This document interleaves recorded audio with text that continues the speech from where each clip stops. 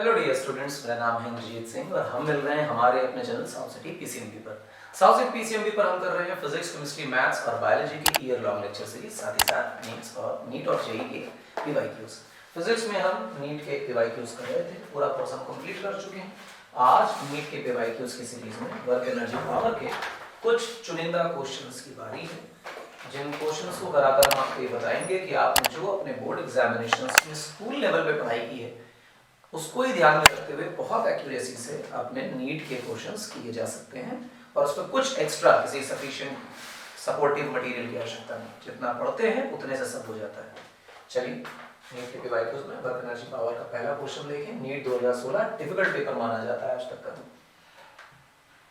A particle which moves from a point -2 I cap plus 5 j cap to 4 j cap plus 3 k cap, when a force of this much is applied, how much work has been done by the force?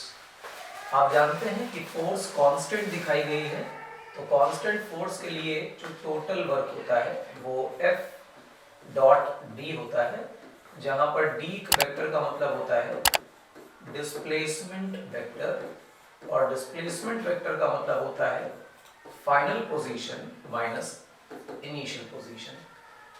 कहां से कहां? From ये initial है, to ये final है, तो लिख लेते हैं 0 I cap plus 4 j cap plus 3 k cap minus -2 I cap plus 5 j cap और 0 k कैप लिखने की आवश्यकता नहीं है, तो इधर आप ले लीजिए इसे 4 j cap plus 3 k cap minus minus plus 2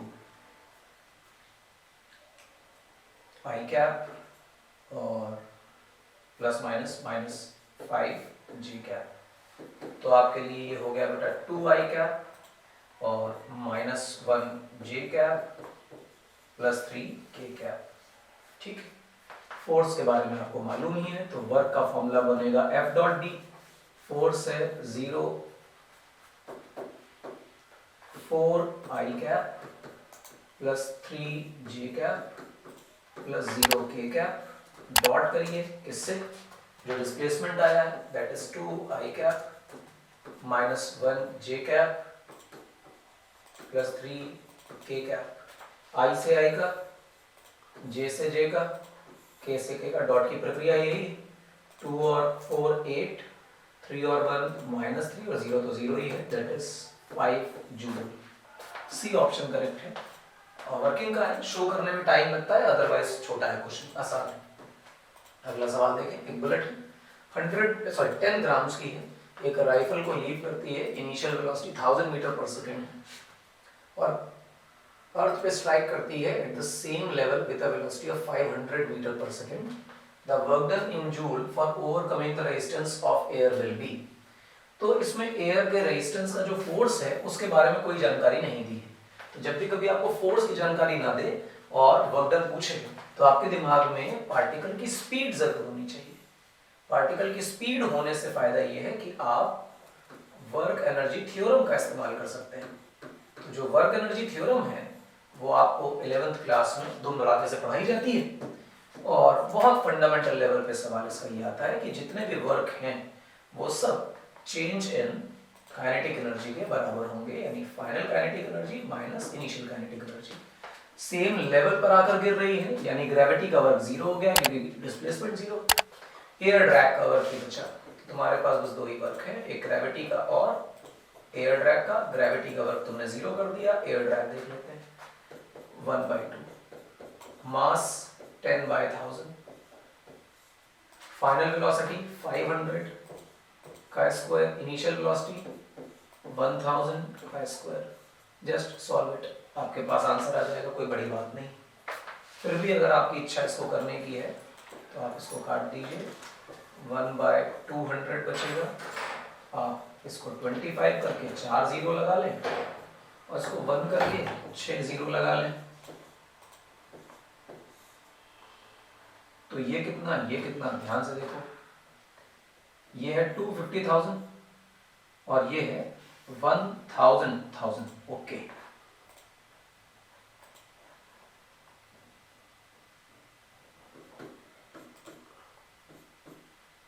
2 zero से काट दीजिए आप, तो 1/2, तो ये बचा 2500 माइनस 10,000, और इसको हटा दोगे तो बचेगा 7500 डिवाइडेड बाई 2, वो भी माइनस का। 7500 का आधा तो यही दिखाई दे रहा है, बी ऑप्शन। अगला देखो, एक पार्टिकल है जिसका मास 10 ग्राम्स का है, moves along a circle of radius 6.4 centimeter with a constant tangential acceleration. What is the magnitude of this acceleration if the kinetic energy of the particle becomes equal to this much? Kinetic energy is given by speed, और speed को बढ़ाने का काम tangential acceleration करता है। तो दो ही तरह के वर्क डन हैं आपके पास, एक तो टेंजेंशियल फोर्स के द्वारा और एक रेडियल यानी कि सेंट्रीपिटल फोर्स के द्वारा, और ये चेंज इन काइनेटिक एनर्जी के बराबर है। रुके हुए पार्टिकल की जो काइनेटिक एनर्जी है वो 8 × 10⁻⁴ जूल हो गई। सेंट्रीपिटल फोर्स कोई वर्क नहीं करता है क्योंकि परपेंडिकुलर रहता है सीन हमेशा, ठीक। और टेंजेंशियल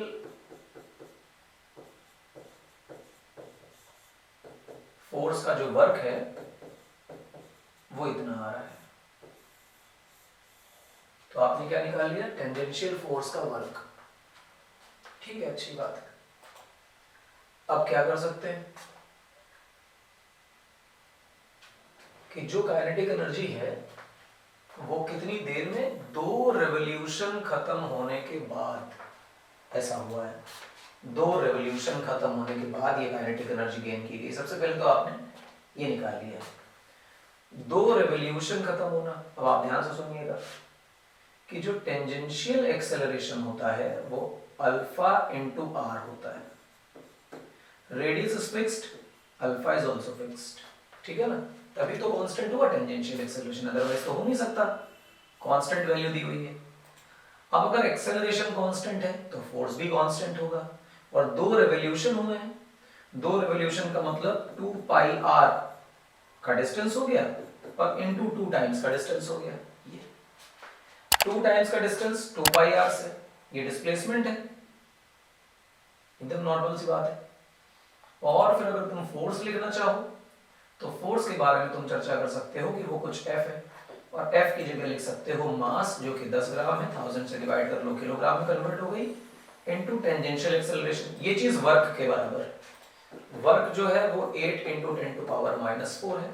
रेडियस की जगह पे 6.4 सेंटीमीटर की जगह 10⁻² करो, सॉल्व करो, आंसर आ जाएगा टेंजेंशियल का आंसर सी इसका, ठीक। तो कोई बड़ी बात नहीं है, बिल्कुल सरल सा है। F = ma लगाया है, ध्यान से एक बार दोबारा देख लो चाहो तो। आप कहोगे F.d = वर्क, फोर्स की जगह तुम लिख सकते हो m × a × d = वर्क, मास जो है वो इतना है, एक्सेलरेशन टेंजेंशियल पता करना है, डिस्प्लेसमेंट 2π 6.4 डिवाइडेड बाय 1000, 8 × 10⁻⁴, बस 8 ही निकाल लेना है, कोई बड़ी बात नहीं, हो जाएगा। अगला सवाल देखें, consider drop of rain water having mass 1 gram falling from height of 1 kilometer, it hits the ground with a speed of 50 meters per second. Take g constant with value of 10, work done by gravitational force and the resistive force of air. अगर वो 1 kilometre की height पे था, यानी जो उसकी height थी अगर SI में कन्वर्ट करें तो 1000 मीटर निकल के आती, तो जो इनिशियली उसकी पोटेंशियल एनर्जी थी दैट वुड बी mgh, मास 1 ग्राम है तो उसको किलोग्राम में कन्वर्ट कर लीजिए, g की वैल्यू 10, हाइट उसकी 1000 मीटर से, सब काट दीजिए, जो इनिशियल पोटेंशियल एनर्जी है वो 10 जूल की, तो इसका मतलब फाइनल एनर्जी को भी 10 जूल का होना चाहिए। तो ग्रेविटी जब नीचे लेकर आ रही है उसे, तो उसकी सारी की सारी ग्रेविटेशनल पोटेंशियल एनर्जी खत्म हो जा रही, तो लॉजिकली पहला पार्ट जो है वो ग्रेविटेशनल पोटेंशियल एनर्जी का 10 जूल तो निकल कर आ रहा है, क्योंकि ग्रेविटी भी नीचे ही पुल कर रही है और बॉडी भी, ये ड्रॉप भी नीचे ही आ रही है, इस वजह से जो work done by gravitational force, by लगा दिया तो ग्रेविटी का वर्क डन तो पॉजिटिव निकल आया, तो 10 और पॉजिटिव सिर्फ सी में है, तो आगे लगाने की आवश्यकता नहीं है, सी को देख लीजिए, आंसर टिक कर दीजिए, काम हो गया। अगला देखिए बेटा, angle between the two forces two vectors A and B will be. क्या होगा इनके बीच का एंगल? तो जब भी कभी बेटा एंगल के बारे में पूछा जाए तो आपको डॉट प्रोडक्ट जरूर याद आना चाहिए। जरा डॉट प्रोडक्ट निकाल लेते हैं, ए डॉट बी। ठीक, तो ए को क्या रखें, 3 आई कैप प्लस 4 जे कैप प्लस 5 के कैप डॉट 3 आई कैप प्लस 4 जे कैप माइनस 5 के कैप। अब साहब आई का आई से, जे का जे से, के का के से, 9 16 प्लस माइनस तो माइनस 25, 9 और 16 25, ये भी 25, तो आंसर कितना आया 0। दो वेक्टर्स का डॉट 0 आ रहा है, यानी एक दूसरे के परपेंडिकुलर होने चाहिए, एंगल 90 डिग्री करेक्ट। अगला देखिए, the vector sum of two forces is perpendicular to the vector difference of the same vectors। देखो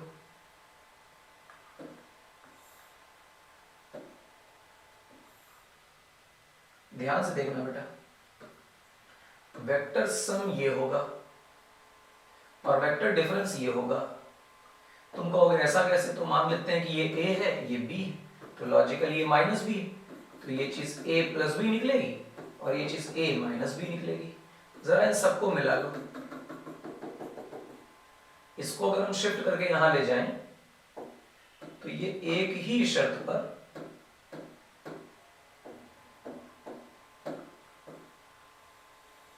ऊपर जाकर परपेंडिकुलर बन पाएगा जब ये दोनों का मैग्नीट्यूड बराबर होगा। परपेंडिकुलर होने का मतलब है कि इसे स्क्वायर होना पड़ेगा, और स्क्वायर होने का मतलब a और b का मैग्नीट्यूड बराबर होना पड़ेगा। Are equal to each other in magnitude 2003 का सरल सा सवाल। ये क्वेश्चन बुक्स में बिल्कुल एलिमेंट्री एक्सरसाइज में दिया होता है। वेक्टर a दिया है, वेक्टर b दिया है, are the functions of time, then the value of t at which they are orthogonal to each other. Orthogonal शब्द अगर आपको मालूम है तो बच्चों ये क्वेश्चन बहुत ही आसान है। अगर ये ऑर्थोगोनैलिटी आपको नहीं मालूम है तो प्रॉब्लमेटिक है। ऑर्थोगोनैलिटी के बहुत सारे मतलब हैं, बहुत भारी भरकम मतलब होते हैं, लेकिन जो आपको याद रखना है वो ये कि जब दो वेक्टर्स एक दूसरे से 90 डिग्री यानी परपेंडिकुलर होते हैं तो हम इसको नाम देते हैं कि वेक्टर्स ऑर्थोगोनल हैं। तो किस समय पर ऑर्थोगोनल है, हमें क्या पता कब ऑर्थोगोनल है, पर ये हमें पता है कि ऑर्थोगोनल होने पर जो डॉट प्रोडक्ट है वो 0 आता है। तो a लिख लीजिए, जब आप a लिखेंगे तो लिखेंगे cos ओमेगा t, ठीक, i cap plus sine omega t j cap, और डॉट करिए b के साथ। b कह रहा है cos omega t by 2 i cap plus sine omega t by 2 j cap, और ये चीज 0 है। आई से आई का, जे से जे का, तो यहां से यहां और यहां से यहां डॉट कराना चाहिए। लिखा गया cos ओमेगा t और उसके बाद मल्टीप्लाई में cos ओमेगा t बाय 2, ठीक, plus sine omega t sine omega t by 2 equal to 0। cos a cos b plus sine a sine b। तो जरा इसका फॉर्मूला देखने दो,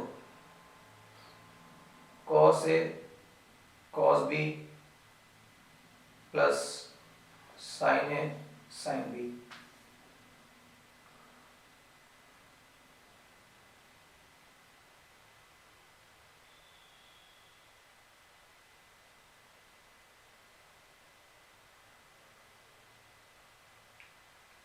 देखो भैया फॉर्मूला आ गया है,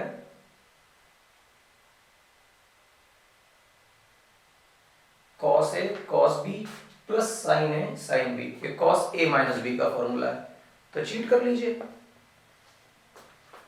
तो ये हो गया cos a माइनस b, तो आप इसको लिखिए cos a माइनस b। तो ये बच रहा है तुम्हारे लिए cos omega t by 2 equal to 0। अब cos थीटा 0 कब होता है, तो 0 होता है 90 डिग्री पे। तो पहली बार omega t by two, zero कब होगा 90 डिग्री यानी पाई बाई टू पर, तो 2 से 2 कैंसिल, तो ओमेगा टू इक्वल टू पाई, तो टाइम की वैल्यू आई बेटा पाई बाई ओमेगा, तो क्या हमारे लिए पाई बाई ओमेगा कोई ऑप्शन है? ए ऑप्शन ही करेक्ट है। तो cos A cos B sign A sine B वाला फॉर्मूला याद होता तो बात बन जाती है। अपने को फॉर्मूला याद नहीं है, और यकीन मानो फॉर्मूला बहुत याद करने की आवश्यकता भी नहीं है, सवाल तो लगा लोगे अपने आप याद हो जाएगा, भूल जाओ तो फिर दोबारा देख लो, क्या परेशानी। कॉन्सेप्ट आना चाहिए। Particle moves so that the position of the particle is given as this much, r equal to cos omega t i cap plus sin omega t j cap. जो x कैप लिखा है वो basically i cap है, जो y cap लिखा है वो j cap है, सिंपल। ओमेगा कांस्टेंट है, ठीक है। ऑप्शंस पढ़ लो, उसके बाद क्वेश्चन कहीं सॉल्व होंगे, वो काफी सारी इंग्लिश लिखी हुई है। Velocity is perpendicular to r and acceleration is directed towards the origin. अच्छा, तो सारे ऑप्शंस में क्या है? वेलोसिटी परपेंडिकुलर देना है और एक्सेलरेशन रेडियल इनवर्ड या आउटवर्ड देना, मतलब v भी पता होना चाहिए और a भी पता होना चाहिए। तो चीटिंग करते हैं भैया, सबसे पहले तो r लिख लेते हैं। r क्या लिखोगे बेटा? cos omega t i cap plus sin omega t j cap. भैया इसको ना जरा सा इसमें से r को तुम लिखो x i cap plus Y J cap, ऐसे लिख सकते हो? नहीं लिख सकते हो? बिल्कुल लिख सकते हैं। तो जरा x वाले फंक्शन को देखो क्या लिखा हुआ है, cos ओमेगा टी, और y वाले फंक्शन को देखो क्या कंपेयर करके लिखा हुआ है, sin ओमेगा टी। क्यों ना इन दोनों को स्क्वायर करके ऐड कर दें, x square plus Y square, तो मेरे पास sin square theta plus cos square theta बराबर 1, तो ये तो 1 का स्क्वायर हो गया। और अगर इस इक्वेशन को तुम ध्यान दोगे तो it is nothing but a circle, और सर्कल होने का मतलब है कि वेलोसिटी वेक्टर जो होगा वो r के परपेंडिकुलर होगा और एक्सेलरेशन जो होगा वो रेडियल इनवर्ड होगा। तो velocity is perpendicular, acceleration is directed towards the origin, पहला ही ऑप्शन करेक्ट है। तो ज्यादा सॉल्व करने की जरूरत नहीं है, इक्वेशन देख के सर्कल समझ में आया, सर्कल समझ में आया तो सारी बातें हो गई। चलो अगला देखो, when a body moves with a constant speed along a circle, constant speed यानी कि इसको देखते ही तुम्हारे दिमाग में UCM आना चाहिए, no work is done on it, perfect, centripetal force का कोई वर्क नहीं होता। A body constrained to move in y direction, ठीक है, is subjected to a force given by this much, the work done by the force in moving the body through a distance of 10 j cap along y axis, तो सिर्फ y भी जा रहा है ना, तो y का y से डॉट करा दो, 150, आंसर ए करेक्ट। क्योंकि वर्क का जो तुम फॉर्मूला पढ़ते हो तो पढ़ते हो ना कि F डॉट डी होता है, तो फिर I का I से, J का J से, K का K से होता है, तो बस ये करना है, कर दो। A body moves a distance of 10 meter along a straight line under the action of 5 Newton force, ठीक है। If the work done is 25, then the angle between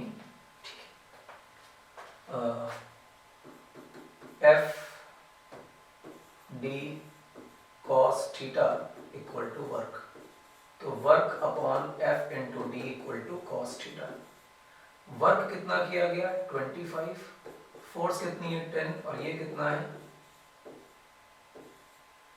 तो मेरी समझ में ये आया 5, cos थीटा की वैल्यू आई 1/2, थीटा की वैल्यू आई 60 डिग्री, 60 डिग्री। एक फोर्स दिख रही है आपको 3i cap plus j cap, particle 2 kilogram का है। As the particle is displaced from position this much to this much, from लिखा होगा तो वो इनिशियल होगी, 2 लिखा होगा तो वो फाइनल होगी।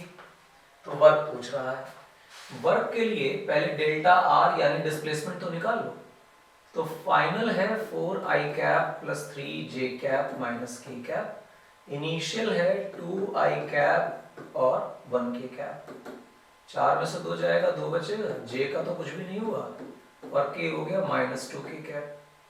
तो आप वर्क निकालने चले जाइए तो लिखेंगे f dot displacement vector, force कितनी लिखी है 3i cap plus j cap plus 0 k cap और डिस्प्लेसमेंट लिखा है 2 i cap plus 3 j cap minus 2 k cap. आप जानते हैं i का i से और उसके बाद j का j से और k का k से। i का i से 6 और j का j से 3, k का k से 0। आंसर आया 9, सी ऑप्शन करेक्ट हो गया। क्वेश्चन खत्म, पैसा हजम। इतने ही क्वेश्चन थे हमारे पास आज। लगभग 12-13 क्वेश्चन हम लोगों ने आज कंप्लीट किए हैं और कम टाइम में हो गए, ज़्यादा वक्त नहीं लगा। तो आपको इस बात को समझना पड़ेगा कि क्वेश्चंस नीट के हैं, हमने पढ़ाई बोर्ड में करी है और क्वेश्चन लगाने में 2-2 मिनट नहीं लग रहे हैं।